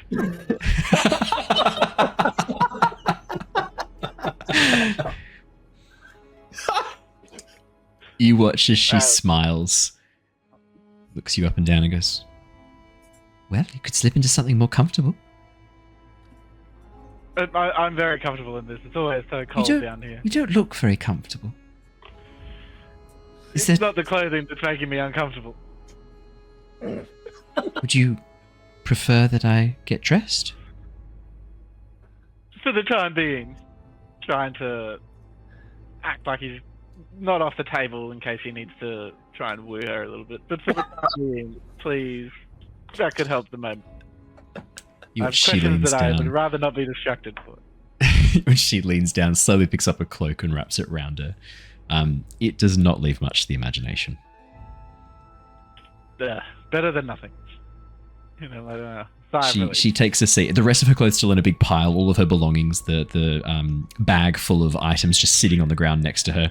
You watch as she sits, leans back, gives you a bit of a smile. A bit of a smug smile, Hula. As she sits and goes, please, I'm an open book. All right, well, let's just get to it then, shall we? The questions. Let's get to the questions. Tease. So, the guardman out there brought us a poison that could have been one of the... Oh, I did try to warn him. Many of my dyes and pigments are toxic in nature. Funny how something so beautiful could be so deadly at the same time. Have you had the poisons or dyes, on you at all times through your stay here? Of course. Embark? Many of these are rather expensive. It would be a very dangerous thing, an irresponsible thing to leave these alone. I mark all of my dangerous dyes with the glyph pair, but you know how men are. As she slowly reaches up and traces down your upper bicep. Shuffle slightly backwards. Blind to what's right in front of them. Yes, Hula will make one movement action backwards. Hula, she smiles visibly as you do this. Getting a bit uncomfortable with it. She's enjoying the game, basically. Your passive insight, she's quite stoked. She is making you uncomfortable is making her very happy. And it's a satisfaction at making you uncomfortable. Suspicious in itself. Maybe. So yeah, we're trying to understand a bit more about your connection to the Ardents, if you know of them out there. To the Ardents? Which Ardents would these be? The ones in the foyer to the side. The Ardents with the Soulcasters. Do you do much business with them? No, not with the Ardentia. They insist on wearing undyed clothing, famously. As a merchant of pigments and dyes and luxurious cloths, I really don't have much to do with the Ardentia. My clientele is normally nobles, travellers, and many from the Horneater Peaks. That blue of your scarf there. I don't know if you know this, but that exact formulation that you're using is actually a recipe that was devised by my master, that specific pigment. I have it here in my pouch if you were curious. Oh. It's not deadly. I am curious. It's safe. Yeah, that is interesting. I'm definitely a big fan of that particular blue of my shawl/cape/scarf. And I imagine you'd be even more interested to hear where it comes from. Less so. More interested in what they are sure? at the end and where they come from. Crushed Kremling shells. There's a species that you can find to the west of here, the south areas. Beautiful iridescent blue of the shell. And crush it and make a wonderful dye. Surely as a Horneater, that must be of some interest to you. See, I did answer a question. Look at that. Oh, very good. Well, let's answer some other questions that I've asked for. Please. How do you know the victim? What's your connection to him? I don't even know who the victim is. I haven't seen too much of the body, certainly not the face. Could you tell me who the victim is? Their name, perhaps? I might be able to give you some information there. Didn't she find him? But to be fair, the body was face down. To be fair. She might not be lying about this specifically. Right. I'd probably relay to her the victim's name and who he is. And... Oh, Kavasi. That's a real shame. And you watch as a few solemnity spring into the air around her. They look almost like slow spirals that begin to fall and fade, or like a light blue that slowly fade into a green as they disappear. To draw them, she is actually quite sad about this. Very sad. This is upsetting to her. But not in like a highly emotional way, more of like Solemnity Spren is more about like when it's a more intellectual sadness is the best way to describe it.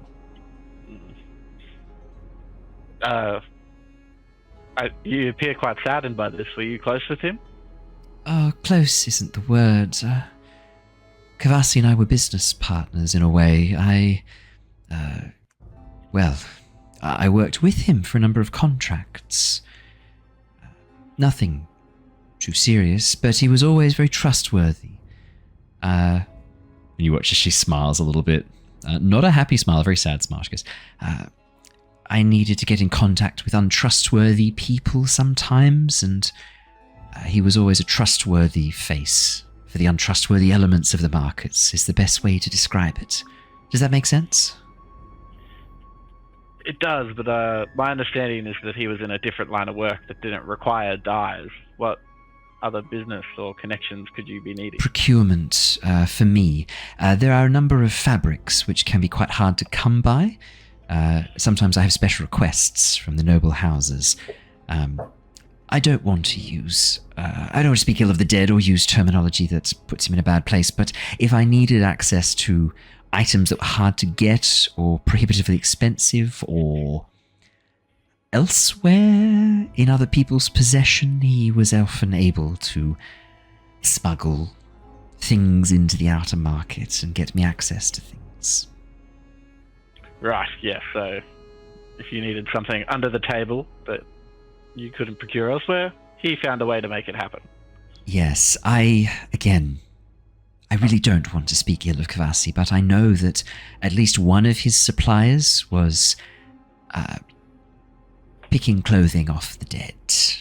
I would often re-dye house colours. Sadius's house green is a very hard colour to shift, let me tell you that. But this is an army and they need a lot of uniforms. Quickest way to procure them is to find uniforms that are repairable and, in a pinch, re-dyeable.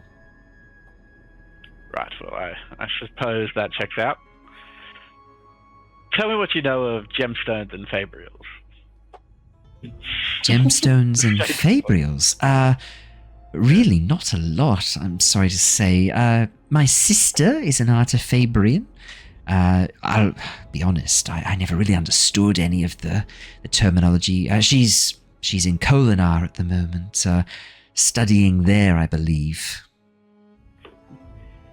I hear that's quite a good school.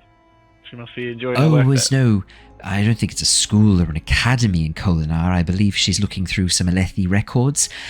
She thinks that there might be some references to older designs which could be reworked. But again, we're talking well outside my knowledge area. And in Erie and Rira, we really, fabrials are not something we use in high abundance, in great numbers. But surely that'd make your business so much easier. How? Surely you've used it as a line of work. For Collecting what? stones, communications, grinding the... Oh, I mean, I could have my own personal span read, but I'd only have one connection. They're expensive, hard to maintain. It's much easier just to go through some sort of messenger system, talk to any of the information brokers in the city, like your friend, Tashik Information Broker. If I need access to a Fabrial, I can just pay someone. A far cheaper and a far better use of my time than actually buying and maintaining Fabrials of my own. The dye business is profitable, but not that profitable, my dear. Right. Does she seem like she's being honest on that front? I'd love an insight check. As you sort of look a bit troubled, she goes, my husband would often have that exact expression. His moustache would quiver when his mind was troubled as well, and he often benefited from a nice massage to work out those knots and work out that tension.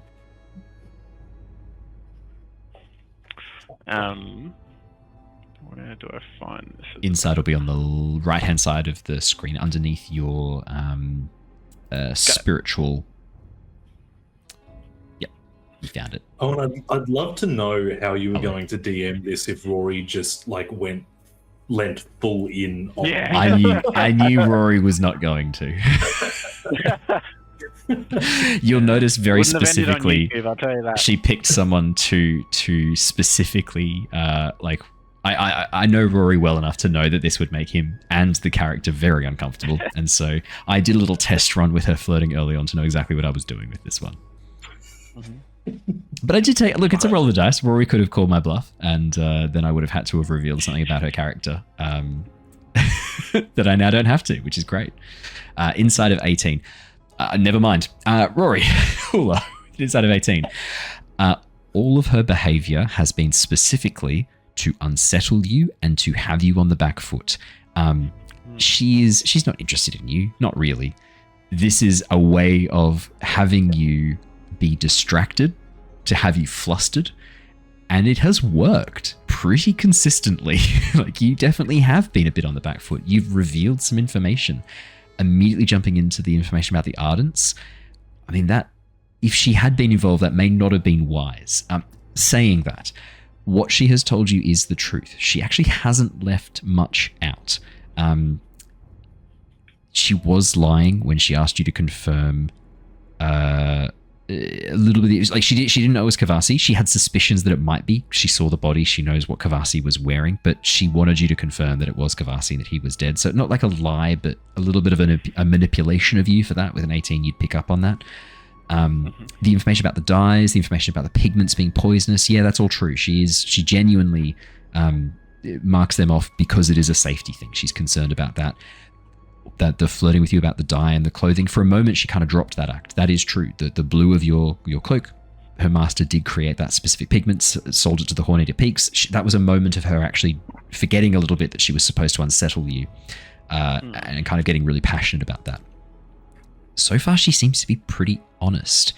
You're not picking up on her involvement with the murder per se, but there is one more thing that you haven't asked her, and you can see from her body language, she keeps trying to deflect. When you brought up about the body, she quickly moved it onto another topic. She doesn't want to talk about what she saw in that room when she's very expertly pushed you away from that question.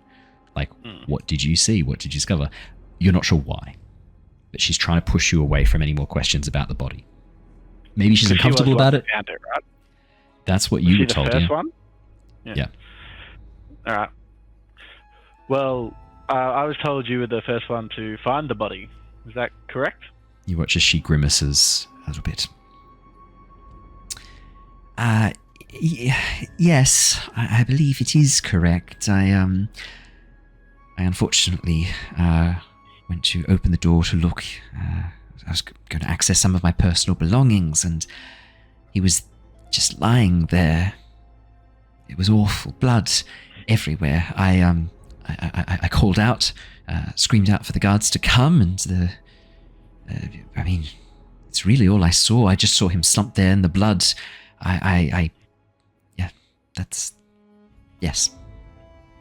Was there anyone else in the room at the time? Or who was the first to come? No one else in the room at the time. No, she shakes her head. Would Hula know about Gerald and whether that was Yes. accurate to the timeline? Yeah. And I'm going to give you with your 18. Yeah, she's lying. Now, that specific statement is a complete lie. Just outright lie. Yeah. So, look, let's just be honest with each other here. I'm fairly confident that's not the truth. Did you want to have another chance at telling me what you did see at the time of entering the room? Look, could you please roll me a persuasion check, Hula? Yes. Or intimidation, if you're going down that route. I wouldn't go down that route. Actually, I'd also think a leadership could work here too, given your kind of specific background. It's kind of like an order. You've got a bit of a military kind of build about you and a military kind of presence. Leadership 12. You watch as she almost breaks Hula and then steels herself. There was no one else that I could name. Nobody in there. No person. Certainly.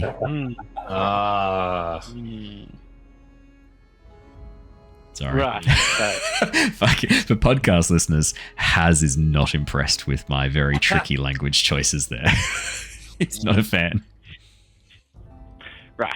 So she's obviously seen our friend and then is now trying to cover it up a little bit, or you know that possibly it's protect him. Yeah. See, it's interesting because I just don't understand why someone of your stature and connections would try to protect the parchment. She winces visibly. Look, my parchment was in there transporting some goods. I don't know what happened, but I don't think he could have been responsible for what happened to Kavasi. I know his arms were bruised. I didn't know what had happened, but I need this parchment. I paid a lot of money for him. I cannot be without him. I do not think whatever happened to that body, the parchment said he tried to help. I sent him away to hide him. His injuries were I just wanted to make sure that I wasn't tied to this, okay? The parchment couldn't have done it. They're not capable of this. Hula would probably try and lead into this knowing that she's already lied a few times and that they did have under business dealings, and be like, and what of the paper you took from his body? Paper? And just try and... Yeah, No. the fact that it was near the body and moved after death. No, there was a piece of paper that he was holding onto in front of his body. I didn't touch it. It was still there when I moved the parchment into the other room. It was still there. When I called for the guards and Captain Lurin came, that paper was still there, I swear. I had nothing to do with it. You said it was in his hand in front of his body. Yes, his arm was outstretched. He was reaching for it, it looked like. I didn't see up close. I opened the door, saw the body. I moved my parchment, got him into position, and then I came back and screamed and called for the guards. I didn't call out that I'd found the body straight away. I needed to get my parchment out of there. Did you see anyone else in there before the guards came? I don't believe so. I think Jostin had wandered past the room at one point. Maybe Relnar had gone in to collect something. I don't know for sure. I wasn't paying much attention to the others. Right. I was mixing... she reaches down and begins pulling out and then holds up a small vial of dye. I was mixing this.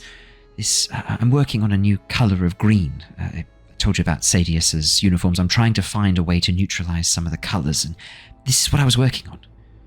I've got a lot of uniforms from some of his dead soldiers that I need to re-dye quickly before I am discovered with them. Right. That would make sense. That plays out a little too well.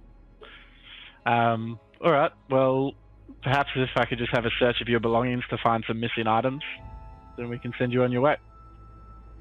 You watch as she stands with only the cloak wrapped around her and gestures towards her items on the ground. Please be gentle with them. Those vials are precious and delicate. Always. The lady's gone through so much trouble. That's all you want to do? Can I please have my purple dye back as well? Yes, we can arrange for that to come back to you shortly, but for now it's still evidence. Thank you, because it's very expensive, and I frankly can't afford another one just yet. Of course. And then I'll start rummaging through our things, looking for any kind of fabrial gemstone. Or possibly a piece of paper. I think a perception or a thievery kind of matches here really well. I'll go for the perception. That checks out. I get to use thievery very often. I want to try and use some of these other... That's a 7. Nah, nothing important in there, Hula. As you go through the stuff, certainly no bloody piece of paper, nothing of interest. Pouch of spheres, a few supplies. You can see a number of like these really intricate glass tubes with a almost like a bladder at the top, some sort of dropper designed to help mix items. There's some gloves to help keep her hands protected. Really nothing of interest, like just tools of the trade. Yeah. All right, my lady, that should do it for now. She sighs audibly. Give you a moment to get dressed. Thank you. You have been a bit of a gentleman, and my initial offer was not serious. I must admit I was trying to throw you and your companions off. I have found in my experience that when confronted, and she gestures to her form, still partially visible under the cloak, men often lose their tongue and their wits. And I was hoping to distract you. I apologize for using such a underhanded tactic. Please accept my apology. I understand why you may have, and I accept your apology. Just in the future, know that my loins do not swell when there's a dead body there. You watch as she grimaces visibly. Yes, I hadn't considered that. That's a rather valid point. Apologies. That's rather morbid. Yes. A bit of privacy? I'd probably wait for her to get dressed, but I wouldn't leave her alone in the room because stuff on it. Perfect. As you turn around, she finishes getting changed, and then the two of you head out of the room.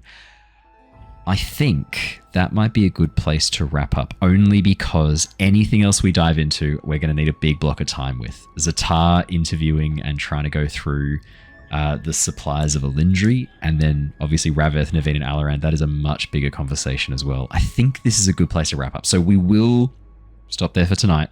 We will come back next week with probably, I think, the conclusion of this mystery. You guys have pretty much teased out all of the major threads on this one. Yeah, unfortunately you're a bit slow getting through some of the stuff, so it's going to have to be next session. However, it will be during the session. So if you could please have a bit of a think in advance about what you'd like for your level ups, we will be jumping into that. A few of you have already seen the possible future Radiant Spren. Make sure you've had a bit of a chance to think through what you'd like them to be like personality-wise as we build upon that for those of you who are pursuing that pathway, because I will start to integrate them more and more as we go on. And your next level up, while not being necessarily the chance to swear your first oath, at least for all of you, there will be opportunities for that very, very shortly. How's your practice going on the Jar Jar Binks voice? I actually don't do a bad Jar Jar Binks already, so no practice required. I mean, I can do Gollum and Stitch, so Jar Jar Binks is not much of a stretch from either of those. But the fact that Jar Jar Binks is just Gollum, Stitch is like... Yeah, that hurts to actually realize. That is hard, yeah. Doesn't that really just like fuck with you mentally? I had this revelation last week. I was like, could I do? And I was like, oh yeah, of course I could. If I can do both of those, I can definitely do Jar Jar. Awesome. Well, hey, that's all we have time for tonight. Thank you so much, everybody who has joined us. For those of you who joined us live, amazing. Thank you so much. Stick around. We're going to go raid a lovely friend of the channel. I wish we could keep the Cosmere stuff going, but I'm noticing there's not a lot of Cosmere streaming going on. But that's okay. We will carry on holding that torch. There are none of our usual friends streaming tonight. Certainly not doing Dungeons and Dragons. While I'm figuring that out. Those of you who are listening to the podcast or watching on YouTube, thank you so much. Make sure you hit the like button, subscribe button, and leave a comment. All of those things help us out and help prevent being accosted by an Iriali woman attempting to manipulate you through the subtle arts of seduction. Unless, of course, that's what you want, in which case, then do all those things and it guarantees it. We know that for a fact. That's how it works. Everybody, we will see you all again soon. Until then, stay safe, stay well, and see you guys all again next time. Bye, guys. See ya. Bye-bye. Bye. Oh, and see you tomorrow night for Tales for Yachting Portal. Wednesday night for Show the Jazz. Bye.